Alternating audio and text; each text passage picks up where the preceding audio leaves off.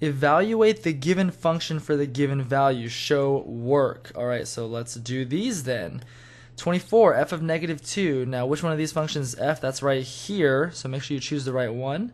So f of negative 2 means we're going to plug in the negative 2 where we see x. So 6 instead of x, negative 2 minus 7. 6 times negative 2 is negative 12 minus 7. Let's make sure we know how to subtract negative numbers.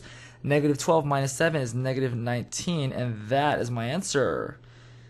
25, f of negative 2, f function once again is right there, so we're going to plug in 1/2 for where we see the x. So it's going to be 6 times 1/2 minus 7. Now, just in case you don't know what 6 times 1/2 is, I'm going to do it over here on the side. 6 times 1/2. How do I make 6 into a fraction? Put it over 1, and we multiply straight across. 6 times 1 is 6, 1 times 2 is 2. Now we simplify 6 over 2, and that is 3. So this is actually saying 3 minus 7. And 3 minus 7 is negative 4. And there's my answer. 26 is the g function. So get this guy out of here. We don't care about that one. We're looking at the g.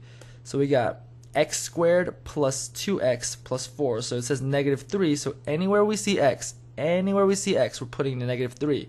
So it's going to be negative 3 squared plus 2 times negative 3 plus 4.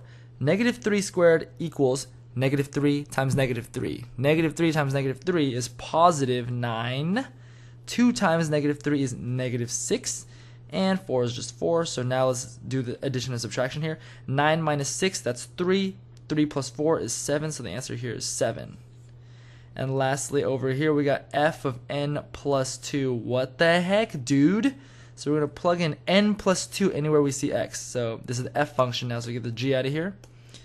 So it's going to be 6 times, instead of x, I'm writing m plus 2, m plus 2. And then we got the minus 7 at the end. So what we have to do here is distribute. So 6 times n, 6 times 2. Let's distribute the right way, boys and girls. 6 times n equals 6n.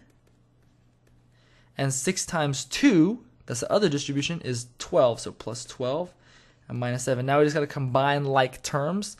So 6n is the only n term I see there, so 6n. And then 12 minus 7 is positive 5. So 6n plus 5 is your answer.